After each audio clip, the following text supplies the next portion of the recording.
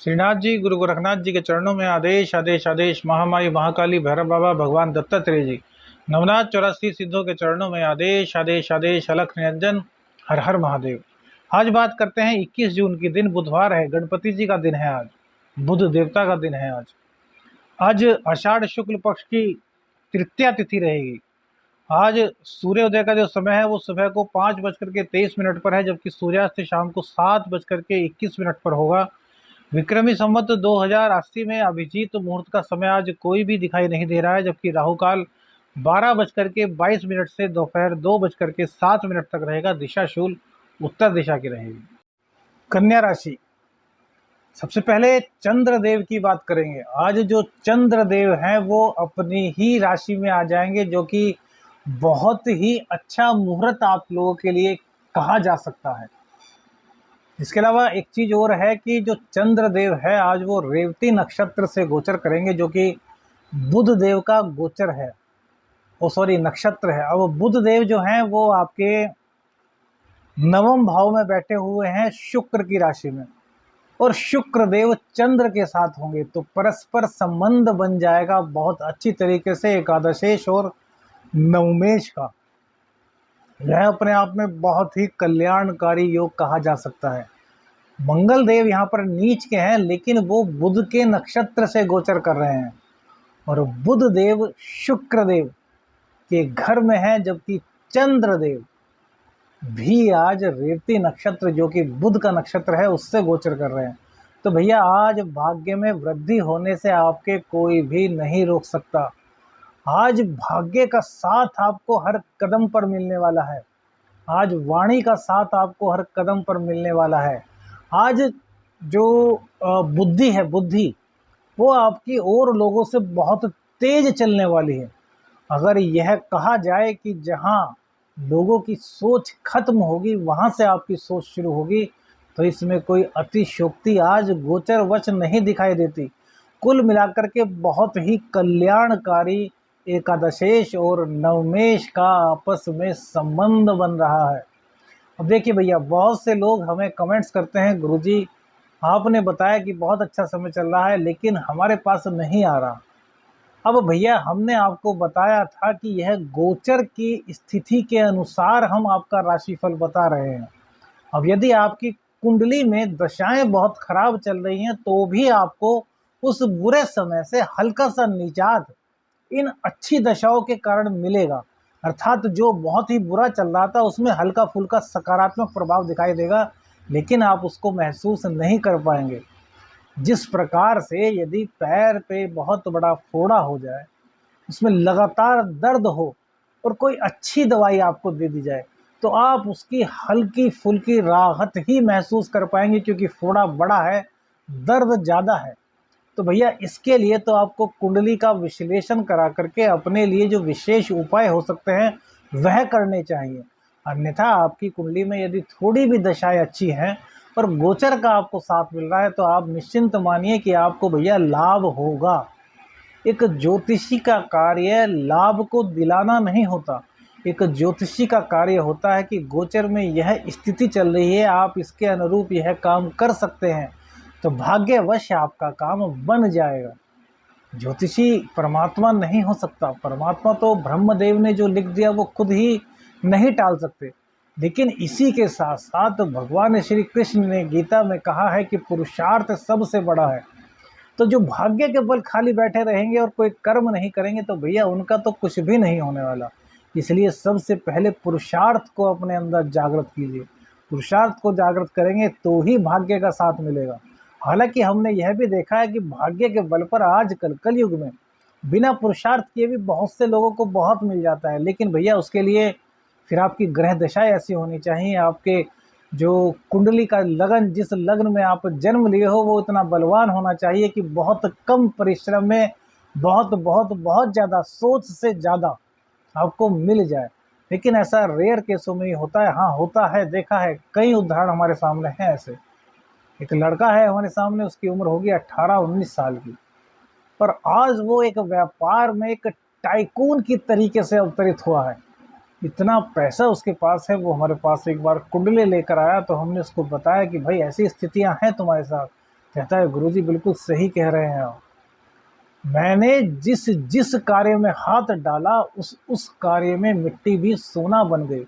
अब उसकी कुंडली की दशाओं को कभी आप देखेंगे, कभी शेयर करेंगे आपसे, तो आप देखना कि कितनी अच्छी दशा है। हालांकि यह समय उसका कुल 15 सालों के लिए है, बाद में दिक्कतें उसकी बढ़ेंगी, लेकिन वो उस टाइम तक इतना कमा लेगा कि वो जो दिक्कतें आएंगी ना, उनको यदि खाली भी बैठ जाएगा तो कुछ उसका बिगाड़ नहीं पाएंगी आर्थिक तौर से। लेकिन भैया उसके सामने भी एक इतना बड़ा कष्ट है जिसको कि वो इतना अपार धन होने के बाद भी सुलझा नहीं सकता। यह मत समझिए कि धन नहीं है तो आपके पास कुछ भी नहीं है।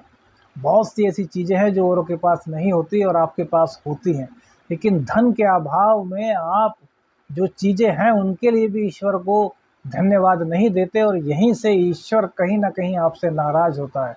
जो है उसके लिए ईश्वर को आशीर्वाद दीजिए, जो नहीं है उसके लिए संतोष कीजिए, जो पाना है उसके लिए प्रयास कीजिए। यह आपके आगे बढ़ने का मूल मंत्र होना चाहिए। किसी को देख करके जालिस मत कीजिए उसके पास गाड़ी है, देखना है तो उन लोगों को देखिए जो बेचारे बिना चप्पलों के तपती सड़कों पर नंगे पांव चलते हैं, उनकी मदद कीजिए। नीचे की ओर देखेंगे तो हमेशा ईश्वर आपको ऊपर की ओर उठाएगा, ऊपर की ओर देखेंगे तो भैया ईश्वर सोचेगा यार क्या बंदा है, जो उससे नीचे हैं उनकी तो उसको परवाह ही नहीं, ऊपर वालों को देखकर जल रहा है और मुझे कोस रहा है कि तूने मुझे क्यों नहीं दिया। सबको भैया प्रारब्ध के अनुसार मिलता है, भाग्य से ज़्यादा और समय से पहले किसी को नहीं मिलता। बीरबल और अकबर की बात सुन लीजिए। अकबर, दिमाग में कुछ नहीं था, अकबर था, शहंशाह बना क्योंकि उसको प्रारब्ध ने शहंशाह बनने का मौका दिया। लेकिन बीरबल जो कि जिसके की माइंड का लोहा स्वयं अकबर मानता था, पूरी दुनिया में आज भी अकबर बीरबल के किस्से प्रचलित हैं, लेकिन वो शहंशाह नहीं बन पाया। क्यों? क्योंकि उसके भाग्य में शहंशाह बनना नहीं था, और जिसके पास दिमाग नहीं था या कम था वो शहंशाह बन गया। कंपैरिजन कीजिए। परंतु बीरबल ने कभी यह नहीं सोचा कि वह शहंशाह बने, उसने अपनी बुद्धि के बल पर शहंशाह से भी ऊपर जीवन व्यतीत किया। तो भैया यही प्रवृत्ति जिस दिन आपके अंदर जाग जाएगी, आपका सोया हुआ भाग्य खुल जाएगा। राशि कन्या हो, सिंह हो, मकर हो, वृश्चिक हो, कोई भी हो, अपने से नीचे वालों को देखिए। जो पाना है उससे किसी से जलिए मत, ईश्वर से कहिए कि मुझको दे। और उसी के साथ साथ भैया भगवान को हर पल याद कीजिए, धन्यवाद दीजिए। यह सब चीज़ें इसलिए बताई हैं कि जो लोग कमेंट्स करते हैं कि गुरुजी हम नहीं प्राप्त कर पा रहे, उनके लिए है मूल मंत्र दिया है। वैभव लक्ष्मी माता का व्रत करें। जो पूछते हैं वैभव लक्ष्मी माता का व्रत कैसे करें, चैनल पर हमने पूरी वीडियो डाली हुई है, उसको देखिए। वैभव लक्ष्मी माता के व्रत से आप सभी लोगों का कल्याण होगा, इसमें कोई दो राय नहीं है। ये शावर मंत्र साधक आपके एस्ट्रो शावर मित्र प्रवीण का दावा है भैया। जो माँ की शरण में सच्चे मन से चला जाता है ना, माँ उसको कभी निराश नहीं करती। देर हो सकती है, अंधेर नहीं। चलिए बात करते हैं गोचर की। तो गोचर में स्थिति आपके लिए बहुत ज़्यादा कल्याणकारी बनी हुई है। भाग्य का साथ आपको कदम कदम पर मिलेगा। धन आगमन आपके पास होगा। बुद्धि के बल पर आपका व्यापार बढ़ने वाला है। बुद्धि के बल पर आज आप नौकरी में हैं, तो अगर प्राइवेट नौकरी में हैं तो भैया इतना गजब का परफॉर्मेंस देने वाले हैं कि मालिक, जो आपके मालिक होंगे, बोस ही नहीं, जो बोस के भी आसपास के अन्य मित्र होंगे वो भी आपसे प्रभावित हो जाएंगे। यार यह लड़का इतना टैलेंटेड है, इसने ऐसा कर कैसे दिया। हालांकि आप उस वक्त करते हुए सोचेंगे कि यार तुम कर पाओगे या नहीं कर पाओगे, लेकिन जब एक बार शुरू कर दोगे उसके बाद भैया तुम्हारी टांग खींचने वाला कोई नहीं हो सकता। क्योंकि आज का दिन चंद्र, बुध, मंगल और शुक्र की कृपा से हर तरीके से आपके साथ है।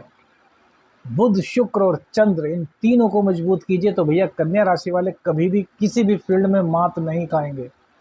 उपाय अलग अलग हो सकते हैं, पूजा अर्चना अलग अलग हो सकती है, विधि अलग अलग हो सकती है, लेकिन भैया इन तीनों ग्रहों की पूजा हमेशा कीजिए, इन तीनों ग्रहों की कृपा को प्राप्त हमेशा कीजिए, तो आप हमेशा सुखी रहेंगे। अब एकादशेष का व्यापार भाव में आना, हमने बताया था कि खर्च कराएगा, तो भैया यह खर्च तो बना रहेगा, लेकिन अब स्थितियां और ज़्यादा बलवान हो गई हैं। तो व्यापार में आपके पास नए नए प्रोजेक्ट आएंगे। हो सकता है कोई आपसे कहे कि यार हमारे पास 5 लाख हैं, छोटी सी बात, 5 लाख हैं, आप थोड़े से पैसे इसमें लगाइए और हमारे पैसे को आप यूज़ कीजिए और हमें कुछ % का शेयर आप दे दीजिए। लोग बाग खुद आपके पास आएंगे पैसे देने के लिए। जो पैसे की दिक्कत थी वो आपकी दूर हो रही है। रोग, रिपु, ऋण तीनों को पूरी तरीके से आप शमित कर रहे हैं आज। आज किसी की कुछ भी नहीं चलने वाली। आज आपका नाम आपके फील्ड में होने वाला है, व्यापार में होने वाला है। प्रभु की कृपा से आज आपके पास एक ऐसी अलौकिक ऊर्जा का एक दीप्यमान अंडाकार गोला सृजित होने वाला है जिसको कोई भेद नहीं पाएगा। अर्थात आप ही आप आज छाए रहेंगे। बस इतना अवश्य है कि वाणी को कठोर मत कीजिएगा। क्योंकि देखिए, मंगल देव भले ही बुध के नक्षत्र में गोचर कर रहे हो, लेकिन मंगल देव मंगल हैं, सेनापति हैं। भले ही उनकी नहीं चलेगी, लेकिन भैया जो कन्या लगन है वहाँ पर वो तृतीय भाव के और अष्टम भाव के मालिक होते हैं, तो पराक्रम आपको करना पड़ेगा। वो जैसे ही मंगल देव का कोई भी कार्य आप शुरू करेंगे, क्योंकि ऐसा कुछ चीज़ है ही नहीं जिसमें मंगल ना हो। ब्लड को आप अपने से अलग नहीं कर सकते, और ब्लड जो है वो मंगल है। बीपी, जो खून में उबाल है वो मंगल है। जो आपका अभिमान है वो मंगल है, जो स्वाभिमान है वो मंगल है। तो मंगल को आप अलग कर ही नहीं सकते। तो मंगल को क्या करना है, हमें थोड़ा सा कंट्रोल करना है। तो गुस्से को कंट्रोल करना है। गुस्से को कंट्रोल करेंगे तो व्यापार आपका दौड़ रहा है, जॉब आपकी दौड़ रही है, नई जॉब आपको मिल रही है, भाग्य का साथ कदम कदम पर आपको मिल रहा है, धन का आगमन हो रहा है, धन संचित हो रहा है। कहीं शिक्षा, उच्च शिक्षा के लिए कहीं जाना चाहते थे तो वो आज आपका सपना पूर्ण हो रहा है। उच्च शिक्षा प्राप्त करने में किसी डॉक्यूमेंटेशन की किसी तरह की कोई दिक्कत आ रही थी, वो पूरी तरीके से आज समाप्त हो जाएगी।